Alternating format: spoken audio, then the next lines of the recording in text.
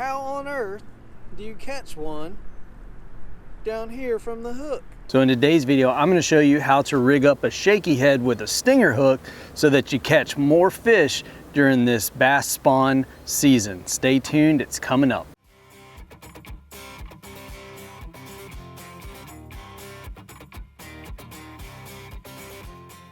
Alrighty y'all, Lou here from Beyond the Bounds. This is a channel geared towards bass fishing gear reviews, tournament footage. So if you like that sort of thing, click that subscribe button down below. Make sure you head over to Instagram and check me out at Beyond the Bounds Outdoors. Really appreciate your support growing my Instagram channel. And like I said, on today's video, we're gonna go over how to rig up a shaky head with a stinger hook. Now, this is a presentation that you can throw on multiple different setups, whether it be a medium setup, which would be good for fighting fish on this kind of presentation. What I've got here is the TP1 series speed stick by Lew's. This is the perfect crankbait rod, and to be honest, I've thrown this on everything from a TP1 black heavy. I even used my tubes and plastic spinning outfit for this presentation. So, you know, whatever you're comfortable throwing this on is what you need to throw it on. But the most important part is the rig itself. So let's get into the rig itself. Now for this rig, what I like to use is a shaky head with a screw lock on it. And for that, you're gonna need anywhere from a 1/8, 3/16, so a 1/4 ounce shaky head, depending on how deep you're fishing. The other part that you're gonna need is some bit of line. You're gonna need anywhere from, I've used 20-pound line, I've used braid in certain situations, so whatever line you feel comfortable with.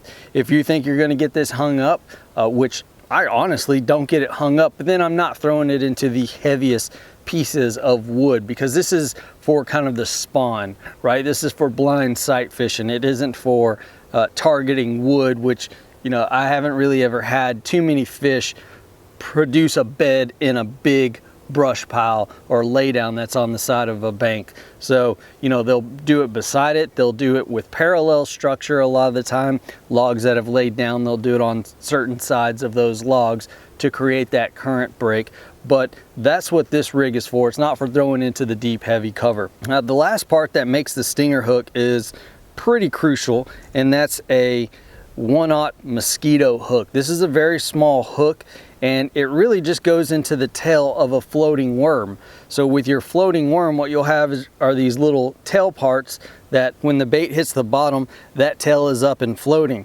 And what normally happens, especially during the spawn when they're picking their bed sites and all that, the bass will become very finicky, and they won't take this whole bait in their mouth, which is a good point to add about this. You know, this is really a pre-spawn, spawn type deal. You don't want to use this during, you know, the heart of the summer or anything, because what you're going to end up is you're going to have fish that are getting this whole main hook all the way down there, and they've ended up swallowing this floating tail with a hook inside of it. So again, this is only really for that pre-spawn time of year, that spawn and pre-spawn time of year. But as this bait comes along and as you're hopping it along, this tail is floating, and what ends up happening is when you run across the bed, especially beds that you can't see, those fish are just gonna pick it up, and they're just gonna pick it up by that tail, and they're gonna miss the entire whole other hook that's down there. When they grab that up and you feel that little pressure, a lot of the time you'll set the hook and you'll miss it because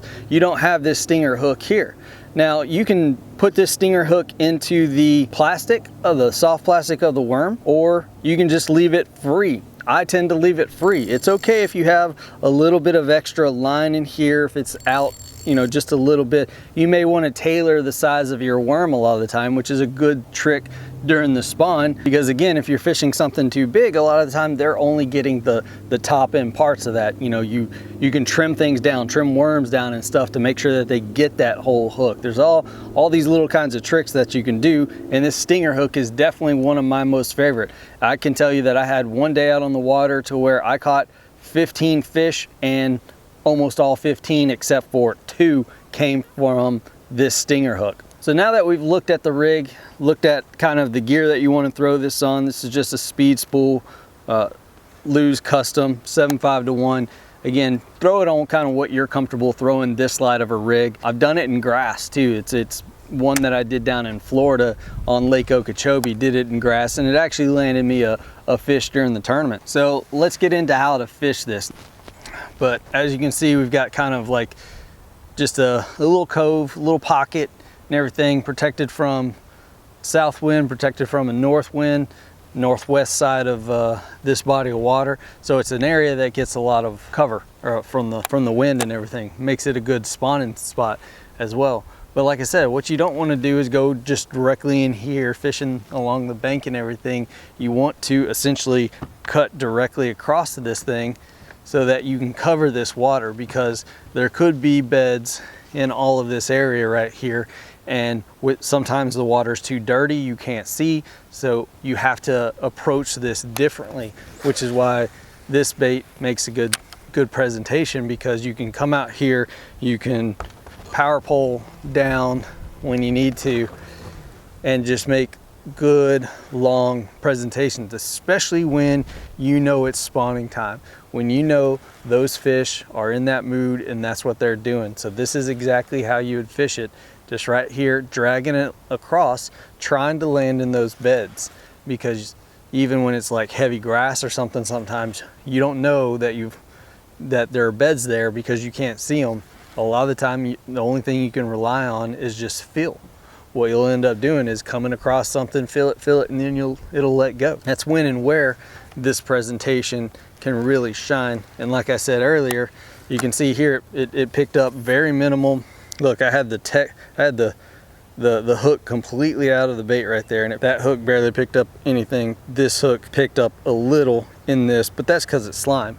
If you're fishing like a rocky reservoir or something like that, this is really going to shine in that area, because you're not going to run into that.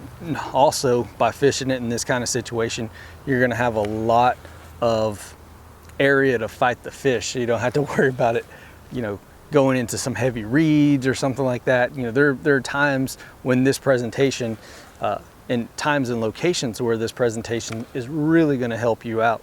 And when you feel that bite, you're not swinging for the fences with this. This is just a quick pop with the rod, to where you're quick pop and you've set that hook, especially that mosquito hook. It's a very light wire hook, will penetrate the roof of the mouth and will allow you to be in open area fighting the fish. Again, this is why you're trying not to do this in heavy cover. This is not really built for heavy cover. The same with little creeks and things on your reservoirs and things like that. A lot of the time you'll have these deep reservoirs, but they'll have these little coves, little pockets that will form in there.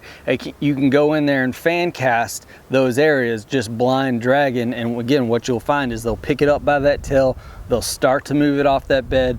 As soon as you feel that, sometimes even as soon as you're picking up on it, you've hooked that fish. And it's a great way, again, guys, to get fish in the boat during the spawn, during the pre-spawn, when they're in that real finicky mood, to where they don't want to commit to actually biting a bait. We've all seen it, to when you've thrown something right in front of them and they won't touch it, especially when they're very just pecking at it as well too. So, give this a try. Again, please don't try it during the summertime when fish are really getting after a bite and stuff. This is definitely a spawn, an early spring kind of technique. But, again, it's going to help you put more fish in the boat. And I really hope this helps you out. If you're looking for some of the tackle to go along with this rig, I'll throw down the Tackle Freaks links down in the description. You can find the floating tail worms that you'll need. I'll pick you out some, throw them down in the description. Head over to Tackle Freaks and get you a good floating tail worm. As always, guys, thanks for watching. Please like, comment, share, subscribe. Y'all have a good one.